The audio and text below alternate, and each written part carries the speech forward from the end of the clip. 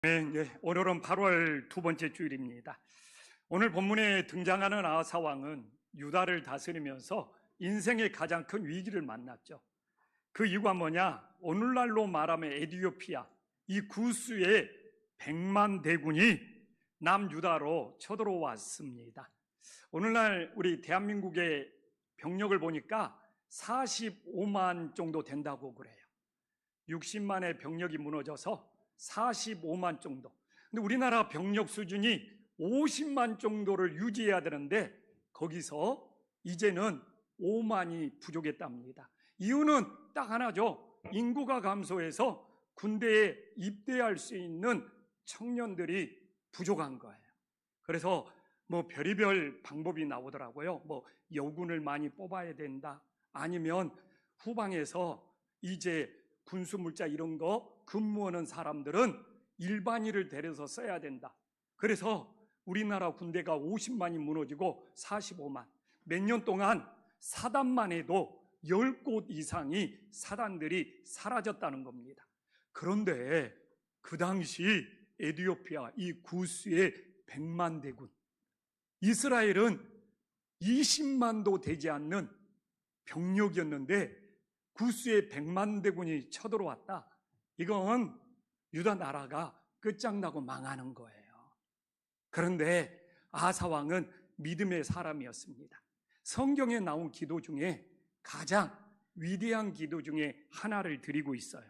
그게 바로 역대하 14장 11절에 나와 있는데, 이게 성경에 나온 기도 중에 가장 훌륭한 기도 중에 하나라는 겁니다. 정말 힘이 강한 자와 약한 자 사이에 주님밖에 도와줄 분이 없다는 거예요. 최고의 신앙 고백이고 기도죠. 그리고 또 뭐라고 말하고 있습니까? 주는 우리 하나님이 오시거니 원하건대 사람이 주를 이기지 못하게 해달라고. 그래서 너무 참 이런 기도를 드리는데 어떻게 우리 하나님께서 응답해 주시지 않겠어요? 그래서 하나님께서 이 아사 왕의 기도를 들으시고 하나님께서 정말 이 구스의 100만 대군을 물리칠 수 있도록, 우리가 이제 성경 보면 알겠죠. 하나님께서 천둥 번개도 쳐주시고, 그래서 정말 승리를 하고 있음을 보여주고 있습니다. 얘가 이 아사가, 유다의 와상이 100만 대군을 물리치고 이 기도를 했다는 설교는 여러 번 했어요. 그런데 이제 그 후에 이 아사 왕이 구스의 100만 대군을 물리치고 어떤 반응을 보였느냐 이거죠. 사실 이런 승리 정도 되면 아사 왕은 나는 100만 대군을 물리친 유다의 왕이라고 엄청 교만해질 수 있는 거예요. 그래서 이런 큰 승리 이후에, 이런 기도 응답 이후에 아사 왕이 어떤 반응을 보이는지 정말 우리가 말씀을 묵상하고 깨닫고 우리들의 삶에 적용할 수 있는 은혜의 시간, 소중한 시간이 될 수 있기를 간절히 소망합니다. 사람이요, 인생의 위기를 만나잖아요. 그러면 지푸라기라도 잡는 심정으로 주님을 의지할 수 있어요. 진짜 이런 사람들 많이 봅니다. 그런데 그 위기에서 벗어났어. 그 위기에서 지나갔어. 그러면 언제 그랬냐는 식으로 망각하고 예전의 삶으로 돌아가 버리는 그런 교만한 모습들을 끊임없이 보면서 목회를 하고 있습니다. 참 사람이 간사해요. 어려움, 위기를 만날 때는 막 지푸라기라도 담는 심정으로 막 주님을 매달려. 나는 그게 진짜 좋은 마음이라고 생각을 해요. 근데 그 위기에서 벗어나면 사람이 왜 예전으로 돌아가 버리냐. 그게 안타까운 거지. 위기 때 주님 앞에 매달린 것이 뭐가 문제입니까? 그게 계기가 돼야지. 시발점이 돼야지. 근데 위기만 벗어나면 사람이 간사해가고 언제 그랬냐는 식으로 예전으로 다시 그냥 되돌이표가 되어버려. 이게 안타까운 거지.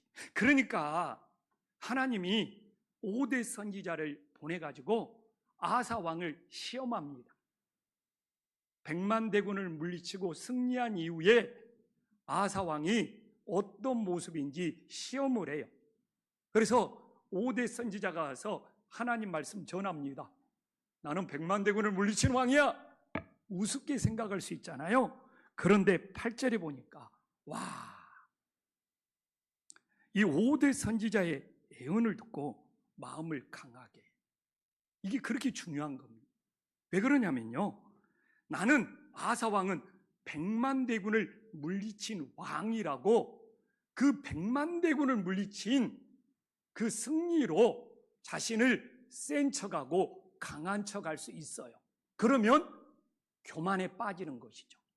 근데 나는 놀라워요. 이 아사 왕이 100만 대군을 물리친 것으로 센 척하고 강한 척하는 것이 아니라 여전히 승리 이후에도 하나님의 말씀을 들을 수 있는 겸손함이 있고, 하나님의 말씀을 듣고 자신의 마음을 강하게 하고 있다는 것.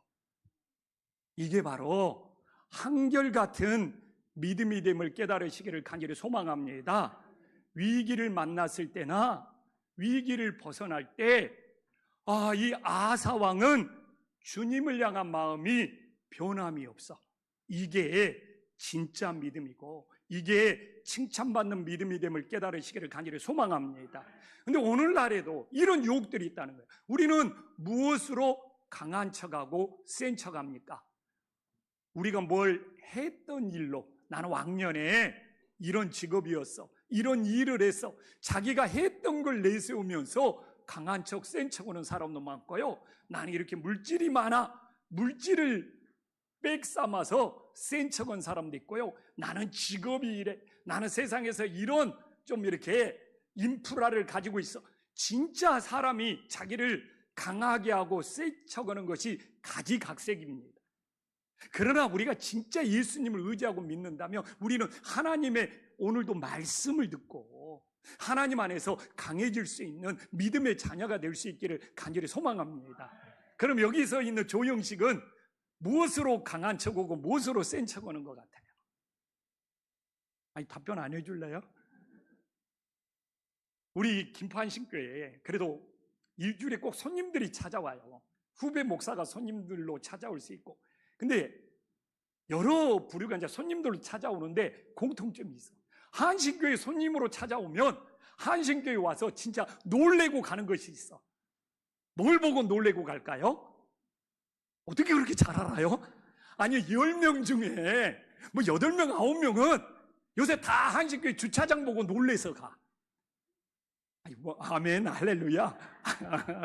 그러면 저도 그럴 수 있죠. 나는 이렇게 주차장을 크게 가진 목사야 하면서 그걸 내세우고 그걸 통해서 내가 대단한 목사인 척하면 나는 주님을 의지하는 것이 아니라 주차장을 의지하는 교만한 목사가 된다는 것이죠. 그래서 우리는 정말 별의별 방법으로 자기 자신을 내세우고 센 척하고 강한 척하고 어필을 요구하는 것이 그냥 사람의 본능인 것 같아요. 그러나 우리가 예수님을 믿는다는 것은 오늘 진짜 아사왕처럼 진짜 100만 대군을 물리치고 승리한 거 어마어마한 업적이지 않습니까? 그런데도 하나님의 말씀을 듣고 강해진다? 이게 진짜 겸손한 거고 정말 주님을 의지하는 거고 위기 때나 위기에서 벗어날 때나 한결같이 주님을 바라보는 믿음이 됨을 깨달으시기를 간절히 소망합니다. 그래서 나는 예수님 믿을 맛이 나. 우리 뭐 세상에서 업적이 없고 가진 것이 없을지라도 아버지 앞에 나와서 정말 주님의 말씀을 듣고 오늘도 우리가 힘을 얻고 강해져서 돌아갈 수 있는 주님의 자녀들이 될 수 있기를 간절히 소망합니다. 그래서 예수님 믿는 맛이 나는 거죠. 그러면 또 이 아사왕은 주님의 말씀을 듣고 강해지고 순종했다는 증거가 있어야 될 거 아닙니까? 이 사람이 주님의 말씀을 듣고 어떻게 강해졌지? 어떻게 순종해졌지? 이걸 알아야 될 거 아닙니까? 근데 오늘 8절에 보면 없애야 될 것이 무엇인지, 재건해야 될 것이 무엇인지 8절이 너무 잘 나왔어요. 없애야 될 것이 두 가지가 나오잖아요. 이 가증한 것들을, 그리고 다시 세운다는 것이 재건한다는 거잖아요. 예배의 제단을 재건하고 있잖아요. 그래서 우리가 하나님 앞에서 정말 말씀을 듣고 순종한다는 것은 내 인생에 없애야 될 것이 무엇인지, 다시 세워야 될 것이 무엇인지를 분별하는 것이 진짜 순종이 됨을 믿으시기를 간절히 소망합니다. 그런데 이 가증한 것은 하나님이 싫어하는 것들이요. 그래서 오늘도 우리가 예배를 드리잖아요. 근데 문제는 뭐냐? 없앨 것을 없애지 않고 예배를 드리면 우리는 두 마음을 품은 거예요. 하나님이 우리의 기도를, 우리의 예배를 응답하지 않아. 그러니까 교회를 다니면서 우리가 하나님이 원치 않는 것은 없애고 진정한 예배의 제단을 재건해야 되는데, 만약 세상 것을 없애지 않고 그대로 놔두고 또 여기 와서 예배를 드릴 수 있잖아요. 이런 기도는, 이런 예배는 응답받을 수 없다고 야고보가 정말 1장 7절 8절에 너무 그냥 이런 사람은 무엇이든지 주께 얻기를 생각하지 말라. 어떻게? 두 마음을 품어 하나님 앞에 정함이 없는 거라. 그래서 저는 꼭 왜 내 기도는 응답이 안 되지? 왜 내 예배는 하나님이 받으시지 않지? 내가 혹시 두 마음을 품고 있지 않는지, 정말 없애야 될 것을 없애야 되는데 그거 그냥 그대로 놔두면서 아버지 앞에 나와서 예배만 드리고 있지 않는지. 그러면 하나님 앞에 그냥 성경 그대로 이건 두 마음이고 하나님의 응답이 없고 얻기를 생각하지 말라고 그러잖아요. 우리 교회는 참 예배를 잘 드려요. 근데 예배 시간에도 없애야 될 것이 있잖아요.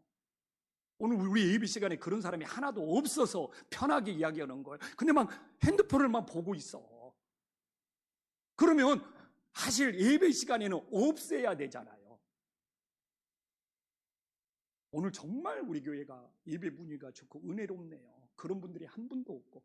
근데 그러면서 예배를 드리면 그 예배를 어떻게 주님이 받으시고 어떻게 주님이 응답하냐 이거예요. 예를 들자면, 그래서 이 영적인 분별은 하나님 앞에 내 기도, 내 예배를 연락시킨다는 것은, 아, 내가 하나님 앞에 무엇을 없애야 되지, 그리고 무엇을 다시 세워야 되지.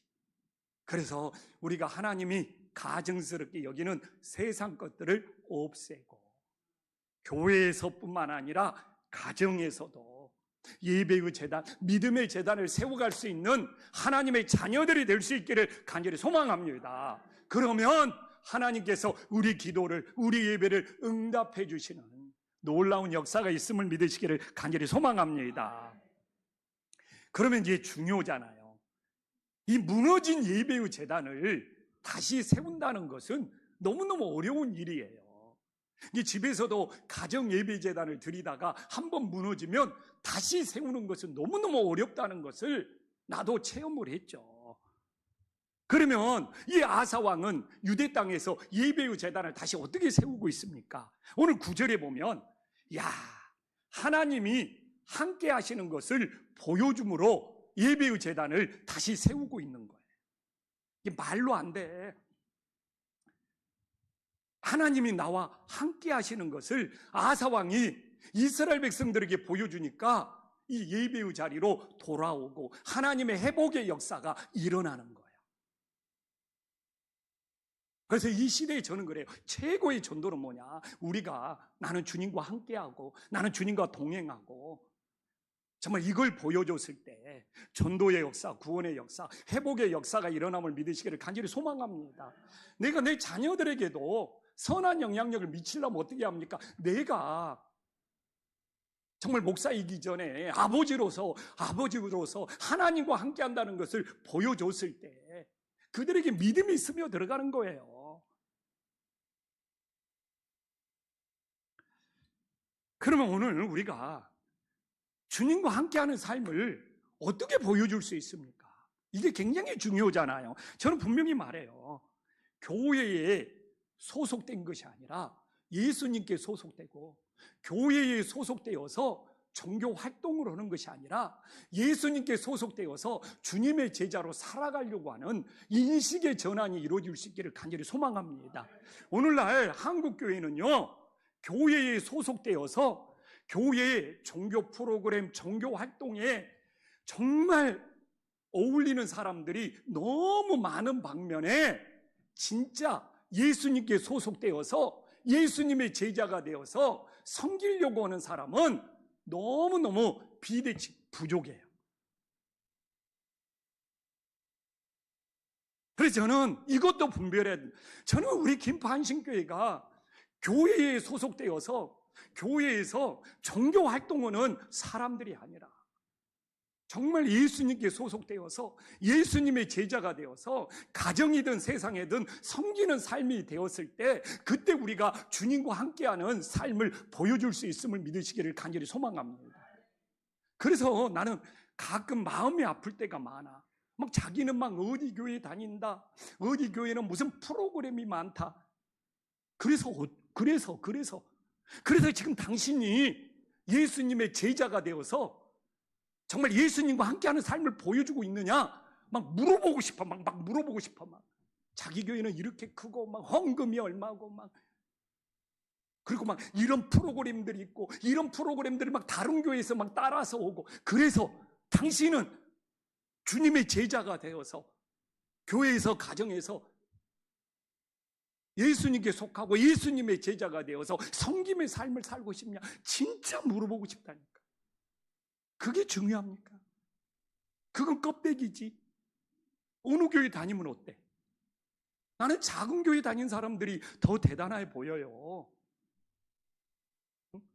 나는 이렇게 개척교회, 나는 이렇게 작은 교회, 나는 이렇게 어려운 교회 다니는 사람들이 저는 이 시대에 솔직히 주님의 제자 같아. 그래서 저는 큰 교회가 절대로 나쁘다는 이야기는 아니에요. 다 주님이 세운 교회 공동체는 소중함을 믿습니다. 그러나 교회에 소속된 것이 우월의식이 되고 그러면서 교회에서 무슨 프로그램으로 종교 활동으로 돌아가는 것이 신앙생활 열심히 하는 양 빠지는 경우는 위험한 신앙이라는 것이죠. 우리의 진짜 믿음은 뭡니까? 우리는 예수님께 소속이 되어야죠. 그리고 예수님의 제자가 되어서 섬기는 것이 진짜 믿음이 되는 것이죠. 뭐 살다 보면 교회도 바뀔 수 있는 거예요. 교회는 바뀔 수 있었지만 예수님께 소속되는 것이 바뀔 수 있습니까? 예수님의 제자가 되는 것이 바뀔 수 있습니까? 왜 우리는 바뀔 수 있는 것 같고 내세우고 자랑하냐 이거예요. 바뀔 수 없는 것. 이게 진짜지 않습니까? 이게 영원한 거지 않습니까? 그래서 우리 김포한신교회 진심으로 말하는 거예요. 응? 교회에 소속이 되어서 응? 종교 활동으로 뺑뺑이 돌아가는 신앙이 아니라 그래서 자기 만족에 빠지는 신앙이 아니라 나는 정말 예수님께 오늘도 소속이 되었는가? 나는 정말 오늘도 예수님의 제자가 되어서 예배도 섬기고 가정에서도 섬기고 그래서 이 달라지지 않는 변화되지 않는 진짜 믿음을 가질 수 있기를 간절히 소망합니다. 그러면 또 하나는 무엇입니까? 예배의 제단을 재건하기 위해서 오늘 2절에 나오잖아요. 언약을 세웠어요. 12절에 보면 마음을 다하고 목숨을 다하여 여호와를 찾기로 언약. 이렇게 언약이 중요한 거예요. 여기서 언약은 정말 단순한 것이 아니라 오늘 나와 있잖아요. 목숨을 바치겠다고 언약을 한 거예요. 왜? 언약을 어기면 언약을 어긴 쪽에서 목숨을 잃어버리기 때문에. 그래서 이 언약이라는 것은 목숨을 바친다는 의미가 있는 거예요. 이게 구약의 언약, 함부로 오면 안 되는 것이죠. 언약을 어기는 쪽에서 목숨을 바쳐야 되니까. 그래서 저도 사실 이 구약 신앙을 보면서 이 바친다는 것이 솔직히 부담스러운 것이 있어요. 설교면서도 오늘도 목숨을 바쳐야 되고 막 재물을 바쳐야 되고 뭐 좀 바친다 그러면 내 걸 주는 것 같고 좀 이렇게 빼앗긴다는 느낌이 있거든요. 근데 사실 이런 고민 속에 기도하고 찾아보고 그러는데 어떻게 성경을 보다가 이 바친다는 것을 맡긴다는 것으로 이게 연결이 된 거예요. 이게 오늘도 뭐 하나님을 뭐 찾지 않기로 하면 다 죽이겠다고 뭐 했더라. 이건 뭡니까? 하나님 없이는 살아갈 수 없다는 것을 강조하는 강조법이더라고요. 그러니까 우리가 문자에 빠지면 안 돼. 그거 우리가 하나님 없이는 하루도 살 수 없다. 이걸 강조하기 위해서 하나님 없는 자들은 뭐 죽이는 것이 마땅하다. 이런 말을 하고 있더라고요. 그러면서 너희들 하나님 없이는 하루도 살 수 없어. 이걸 강하게 전달하는 거더라고요. 이게 바친다는 것도 뭐 내 걸 하나님 앞에 드리거나 내 걸 하나님 앞에 빼앗긴다는 것이 아니라 맡기는 거예요. 그럼 봐보십시오.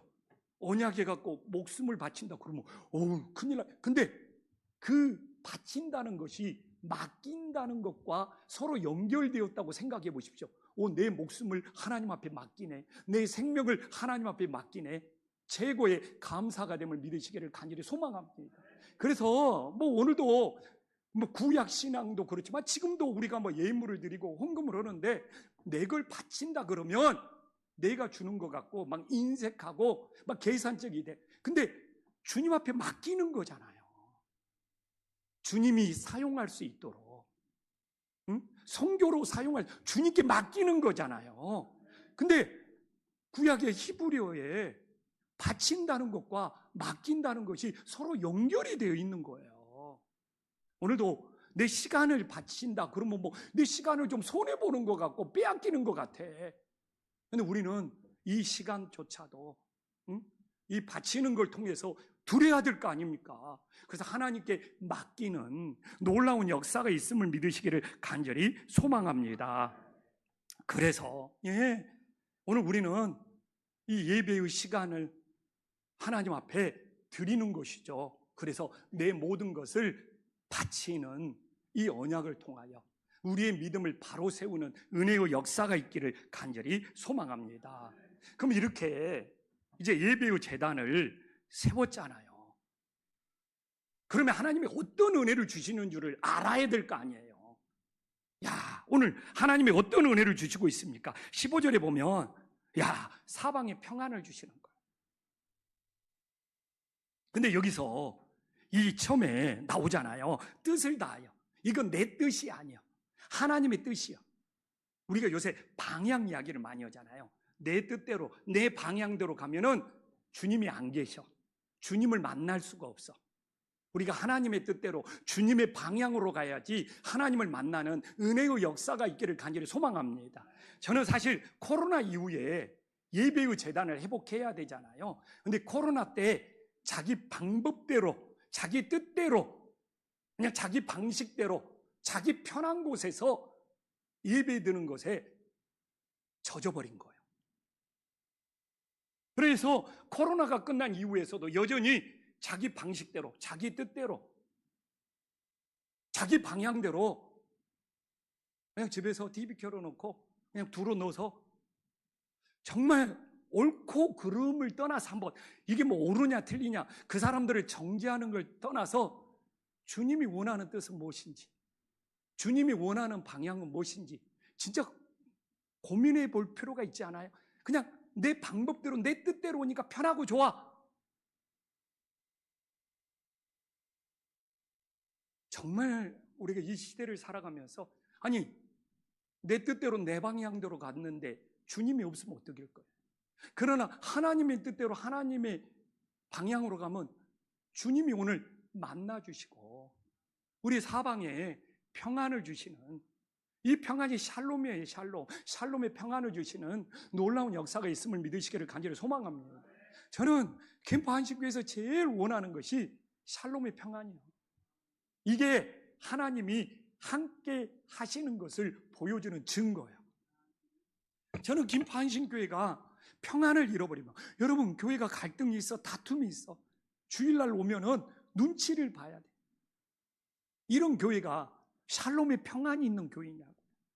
정말 우리들이 교회만큼은, 우리 성도님들이 김포 한신교회 와서는 정말 이 교회는 사방에 샬롬의 평안이 있구나, 이 평안을 누리면서 아버지를 만날 수 있는 은혜의 장소가 되기를 간절히 소망합니다. 그래서 우리는 모두 다 피스메이커가 되어야 돼요. 트러블 메이커가 아니고.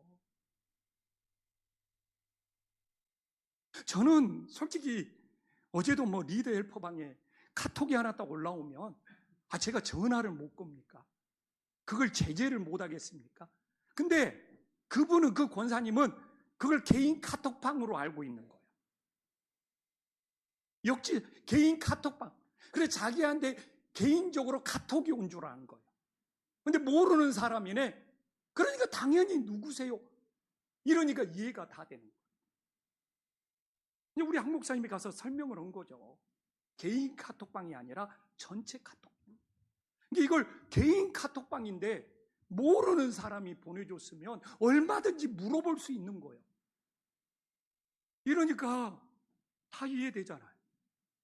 평안하잖아요. 뭐가 문제예요?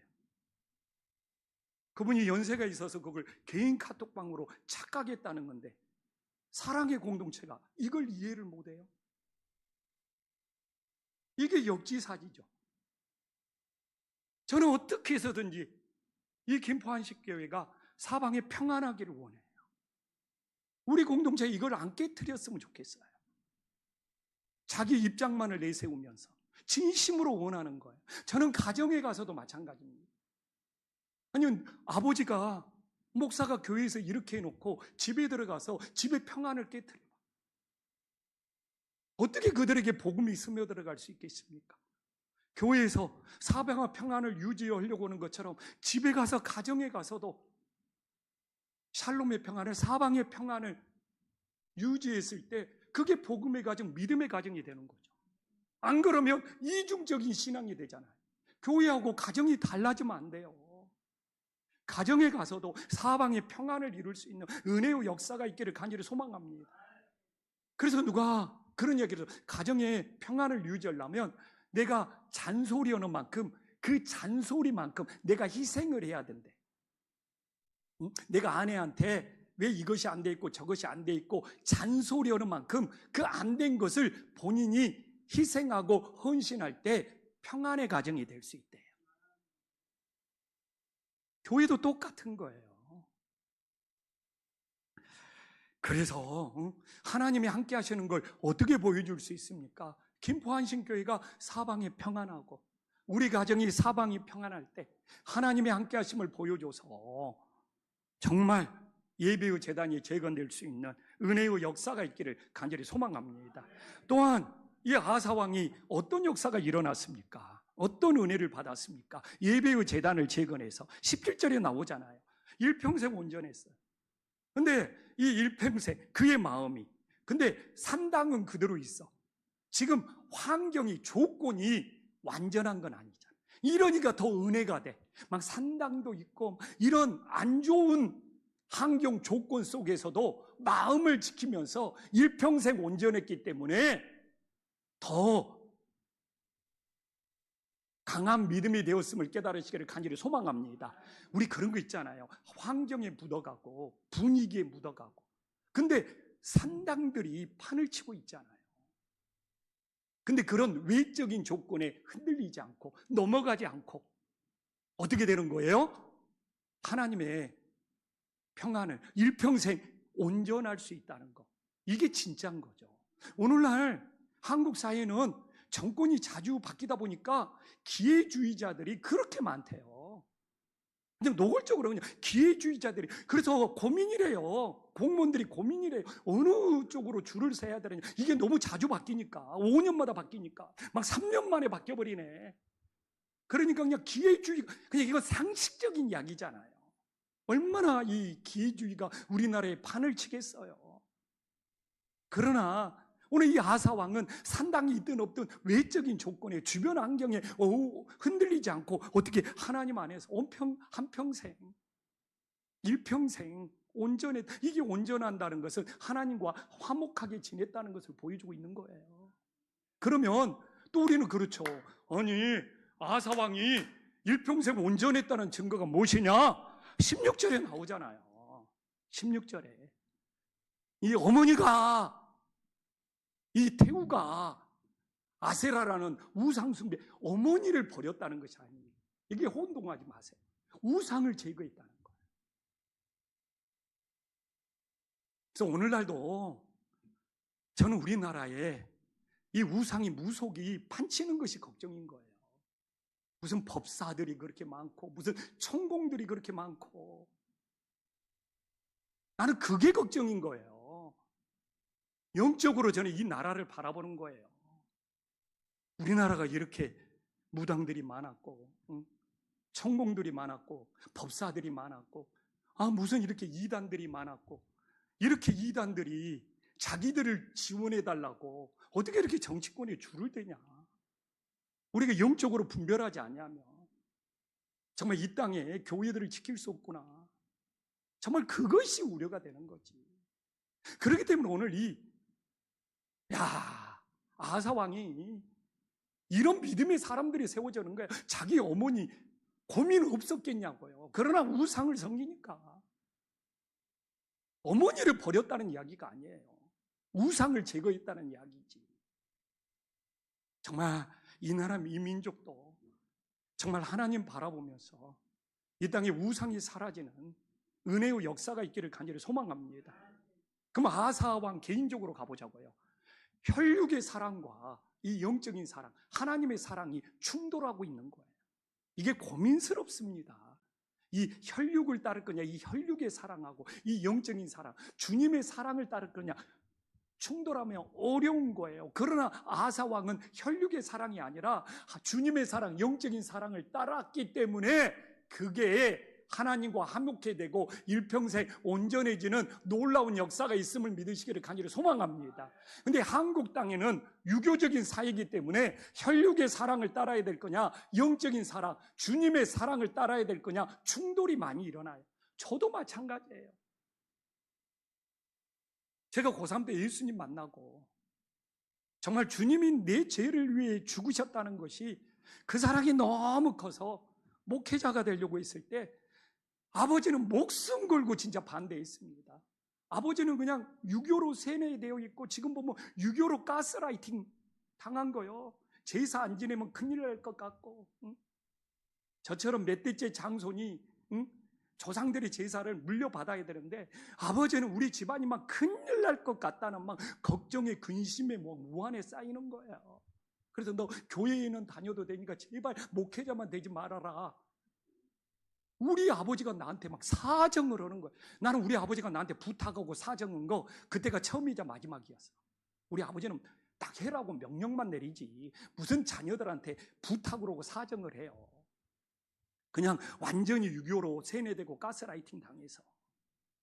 그래서 아니 우리 아버지가 나한테 사정을 해. 우리 아버지가 나한테 부탁을 해. 나 목회자를 그만둬야 되는 건가? 우리 동생들한테 해라고 그럴까?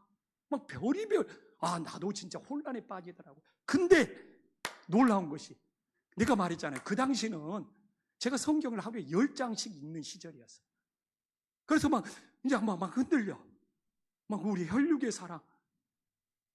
막 아버지가 너무 근심과 우환에 빠지니까 교회는 다니게 했으니까 그냥 목회자 되는 거. 그리고 우리 아버지가 병무청에 무슨 사촌 형님 아는 사람이 있다고 내 의견도 안 물어보고 군대 직업군인으로 서류를 접수해놔 버렸어.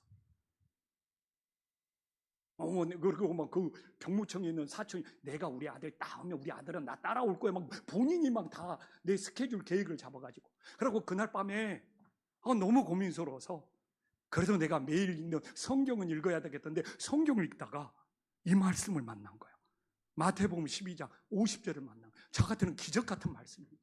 아니 어떻게 그런 상황 속에서 매일 성경을 읽어가고 있잖아요. 근데 다행히 구약을 끝나고 내가 신약 성경으로 들어왔어. 근데 신약 성경을 읽다가 이 부분을 만난 거예요. 야, 누구든지 하늘에 계신 내 아버지 뜻대로 하는 자가 내 형제요 자매요 어머니더라. 진짜 나한테는 이게 기적 같은 말씀이죠. 이게 하나님이 나를 이렇게 말씀으로 인도해 주시는 그런 역사 체험이 내 인생에서 끊임없이 일어나더라고요. 아니, 한신교회 이중표 목사님 면접 보러 갔을 때 도저히 합격할 수가 없어서 떨어져야 돼. 왜냐하면 연초도 아니고 연말도 아니고, 응? 여름에 찾아가서 면접을 봤으니까.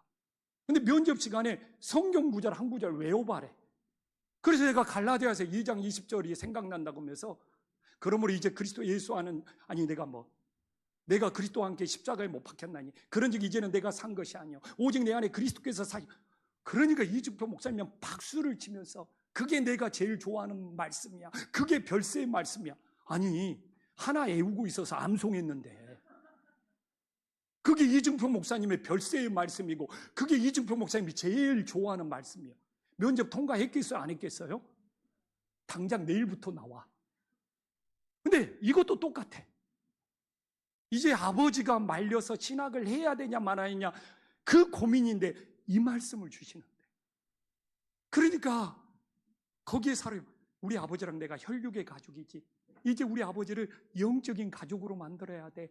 막 성령의 감동이 우리 아버지를 영적인 가족으로 만들어서 하나님 나라 함께 가야 돼. 이것에 사로잡히는 거예요. 그렇잖아요. 혈육의 가족도 소중합니다. 그러나 영적인 가족이 안 되면 우리 아버지를 하나님 나라에서 만날 수가 없겠네. 주님, 우리 아버지와 영적인 가족이 되게 해서 형제 자매라고 그러잖아요. 하나님 나라에서 만나게 해주세요. 그때 20살 때부터 기도해가지고 25년 동안을 기도했습니다. 우리 알다시피 뭐 다 아는 이야기니까. 오늘 혈육의 사랑을 따를 거냐, 영적인 사랑, 하나님 사랑을 따를 거냐 하니까, 그래서 우리 아버님이 25년 만에 김포한식교회 이 자리에서 세례받고 딱 1년 후에 하나님 나라 간 거지 않습니까? 영적인 가족. 근데 내가 만약 혈육의 사랑만 따랐다면, 영적인 사랑을, 하나님 사랑을 간다고 혈육의 사랑을 포기하는 건 아니잖아요. 아버지와 자식 관계가 끊어집니까? 그건 한평생 남아요. 그 혈육의 사랑을 영적인 사랑으로 만들어야 되는 거죠. 그래서 저는 하나님이 말씀으로 저를 인도하시는 거 보면 완전 인생의 방향이 바뀌어버리는 거잖아요.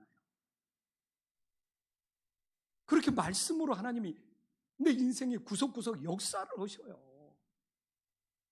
그래서 우리는 오늘 이 여름을 보내면서 우리가 혈육의 가족으로만, 그 소중한 가족으로만 머무는 것이 아니라 영적인 가족까지 된다면, 그래서 하나님 나라 함께 갈 수 있다면, 저도 25년이 걸렸는데 30년, 40년 걸린다고 이게 포기할 일이냐고요.